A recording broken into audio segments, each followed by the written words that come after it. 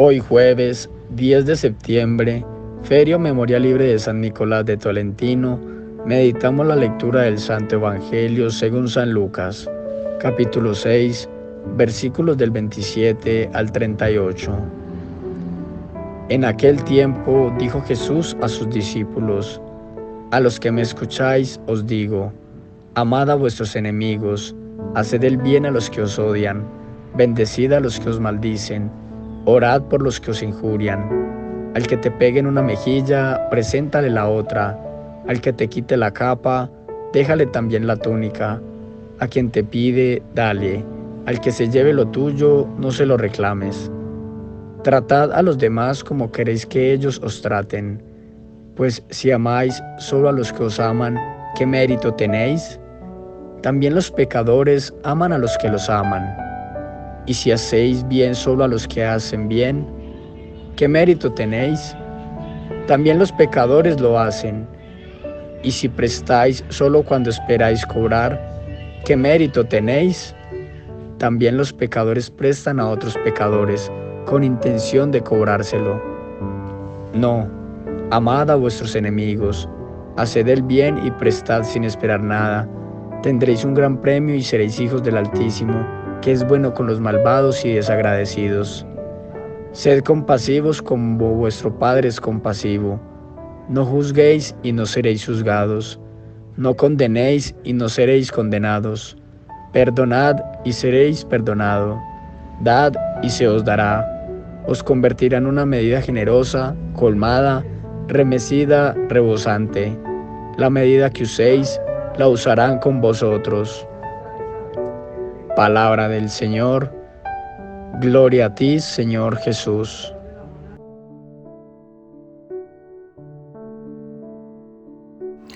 Amar al enemigo.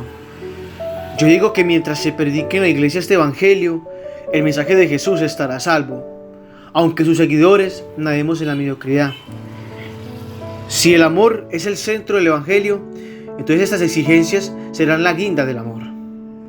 Aquí todo se ve como una revolución subversiva, y una revolución muy especial porque de entrada es no intentar cambiar una sociedad, o unas minorías, o unos empobrecidos, ni derriba tampoco impedimentos de estructuras o personas fuera de uno mismo. Es que es el discípulo de Jesús el que ha de cambiar. Es a él a quien le hiere esa revolución, amar al enemigo, que es para él algo terrible.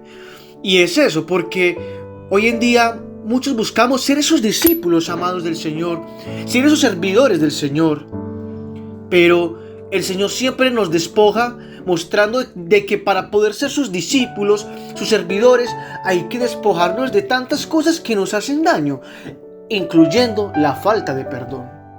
Yo no puedo decir que yo quiero seguir al Señor si yo no tengo un corazón entregado, no solamente a que lo perdonen, sino a perdonar. Yo no puedo decir que yo quiero ser sacerdote, que yo quiero ser seminarista. Yo no puedo decir que yo quiero ser religioso, religiosa. Yo no puedo decir que yo quiero ser laico comprometido, laica comprometida, si yo no estoy dispuesto a perdonar al hermano que a veces me ha herido. Porque qué fácil es decir a aquel amigo que está a mi lado y que nunca me abandona, tú me caes muy bien, yo la llevo muy bien contigo.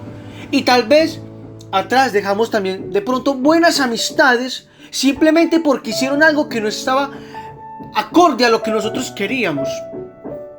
Yo me acuerdo que hace poco en un viaje un amigo me decía: ¿qué es la lealtad para ti?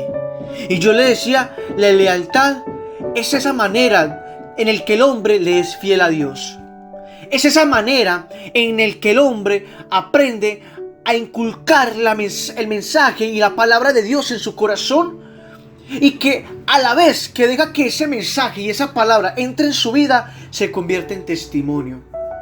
Porque es que a Dios se le puede ser leal solamente cuando hay un corazón entregado. Yo no puedo serle leal a Dios solamente de palabras.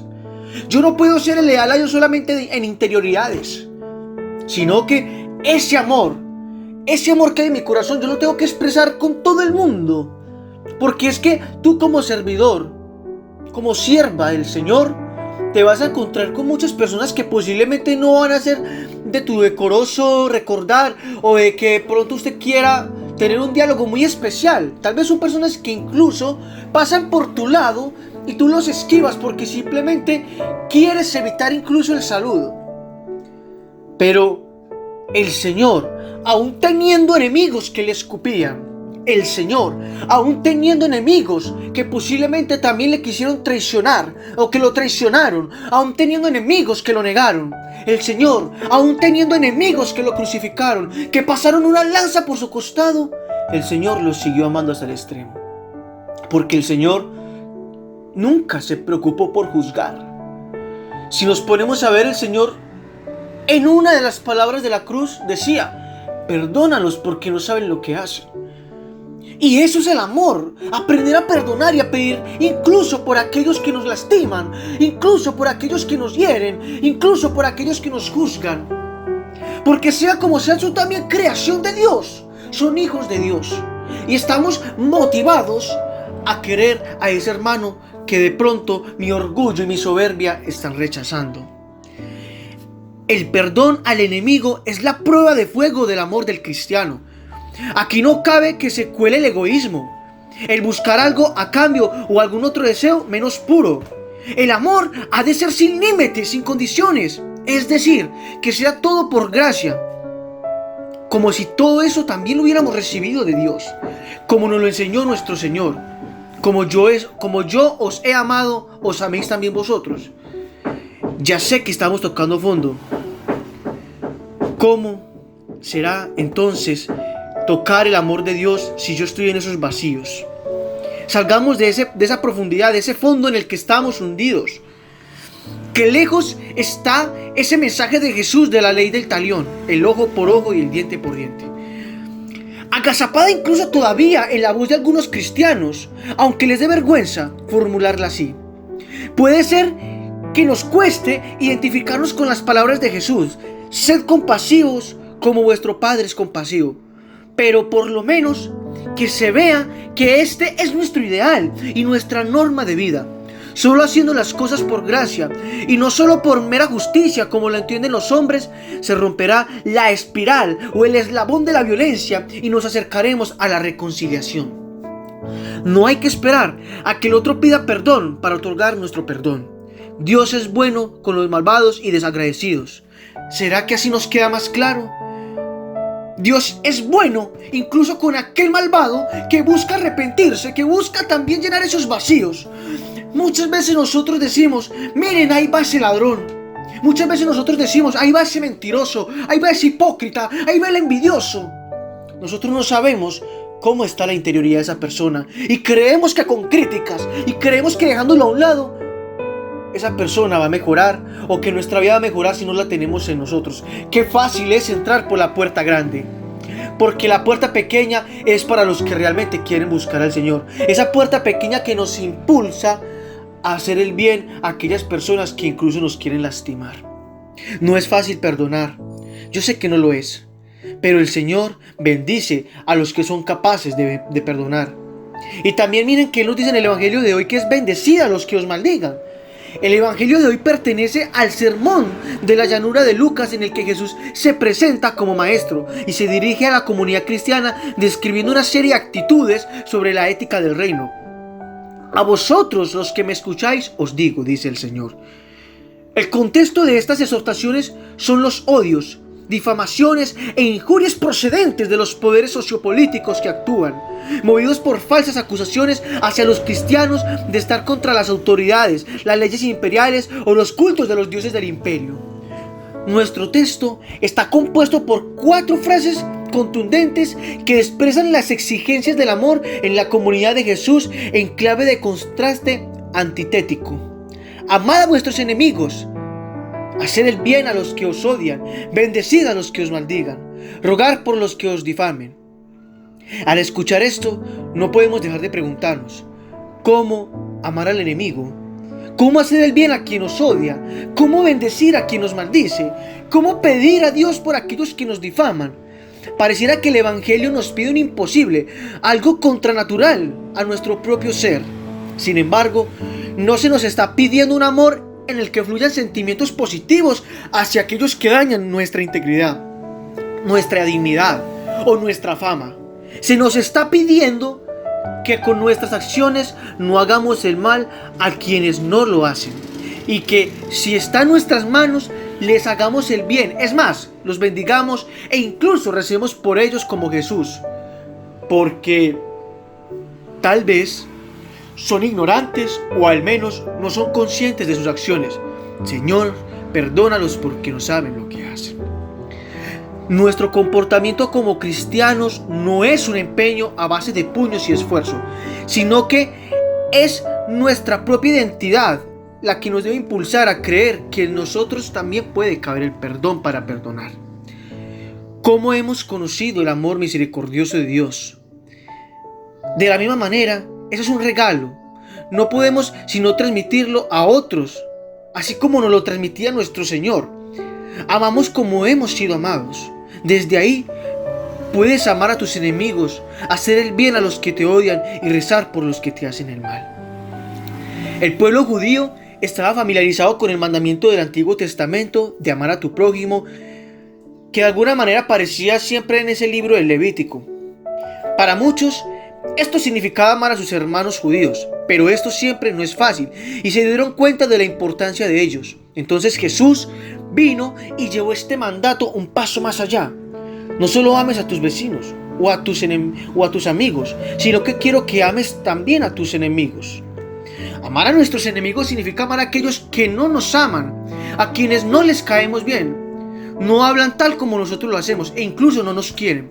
Esto hace referencia a gente tanto dentro y como fuera de nuestro círculo de familiares y amigos. Piensa también en nuestros compañeros creyentes, incluso nuestros conciudadanos. El mandato de Jesús incluye amar a aquellos que no buscan nuestro bien, es decir, gente que desea que el mal recaiga sobre nuestras vidas, incluso gente que busca cada oportunidad para ponernos la zancadilla. A primera vista, amar a nuestros enemigos puede parecer un acto imposible, como lo hice anteriormente, pero después de todo, cada uno de nosotros tiene una historia que comienza con: si supieras cómo era esta persona o lo que hizo, no me pedirías que los amara. Pero Jesús fue muy claro, así que, ¿cómo comenzamos a amar a nuestros enemigos? Esto comienza con la oración. Esto comienza con la decisión de vida. Esto comienza con esa renuncia a ese orgullo, a esa vanidad. Esto comienza cuando tú empiezas a reconocer en el otro el rostro también de Jesucristo. Porque el Señor nos lo dice también, que Él está en el rostro de los más necesitados, de los pobres. Cuando oramos por una persona que nos ha lastimado, Dios tiene una manera de ablandar nuestro corazón. Comenzamos a mirar a esa persona a través de los ojos de Dios, e incluso haciendo memoria como Dios nos vio con amor y misericordia mientras nosotros aún éramos sus enemigos y lo rechazábamos por nuestro pecado. Entonces, podemos decir que orar por nuestros enemigos hace que lo que esa persona hizo esté bien. La respuesta es absolutamente que no. ¿Significa que vas a querer ser la persona más cercana con él o ella? En la mayoría de las cosas, no. Pero esto significa que Dios puede darte un poder sobrenatural para amarlos y mostrarles amor, sin importar qué tipo de respuesta tengan ellos con nosotros. Y ese tipo de amor es poderoso, es bueno. En realidad, es algo que está más allá también de ser poderoso. Esta actitud es sobrenatural, porque este tipo de amor proviene de Dios. El amor cuando yo corrijo con docilidad. El amor cuando yo quiero que una persona esté bien a que esté mal. Tristemente, hoy en día, a veces ni siquiera, incluso en los centros de formaciones, no valoramos las formaciones que tenemos, nuestros vocacionados. A veces se piensa más por justicia, por condenar la vocación, que por salvarla. Yo pienso que toda persona que realmente quiera ser un formador, que toda persona que quiera ser un docente, que quiera ser profesor, se preocupe más por la felicidad de sus discípulos, por la felicidad de sus estudiantes, que se busquen más maneras de salvar la vocación que de perderla. El Señor dice que Él llama a muchos obreros a su mies. Pidámosle al Señor que traiga muchos obreros a su mies, pero también pidámosle al Señor por los formadores, para que esos servidores que llegan a la mies sean buenos sacerdotes, sean buenos seminaristas. Ya no queremos que muchachos por cosas tan insignificantes estén llegando a sus casas con ojos tristes y llorando porque por una pequeñez se dañó o se perdió una vocación de alguien que pudo ser incluso obispo o un buen sacerdote, un buen discípulo del Señor. A mis queridos amigos formadores, a mis queridos amigos sacerdotes, a todos aquellos que están en la mies del Señor, yo los invito a que reflexionen en su corazón para que el Señor labre en su vida una historia de amor donde se enseñe con el ejemplo, donde se enseñe con un corazón totalmente bajo la luz del Espíritu Santo, porque el Señor no busca que los pecadores se vayan, sino que al contrario se sigan atrayendo cada vez más por su amor. No podemos sacar una vocación que estuvo a punto de ser un sacerdote. No podemos sacar una vocación que apenas también está empezando su proceso formativo. Debemos impulsarlos a creer de que puede haber un camino mejor. Y si hay un error que cometen, para eso está la dirección espiritual. Para eso está el formador, para acompañarlo, aun cuando se vea como un caso perdido. Porque para el Señor, ninguno de nosotros somos caso perdido, aun cuando nosotros lo vemos así. El Señor nos invita a creer que todo es posible cuando se busca la manera fraterna de decir: yo dejo que la luz y la palabra del Señor se acerque a mi vida para yo ayudar a aquel que me necesita y que realmente yo le puedo aportar. Sea amado y adorado en todo momento Jesús en el Santísimo Sacramento. Gloria al Padre, al Hijo y al Espíritu Santo, como era en un principio, ahora y siempre, por los siglos de los siglos.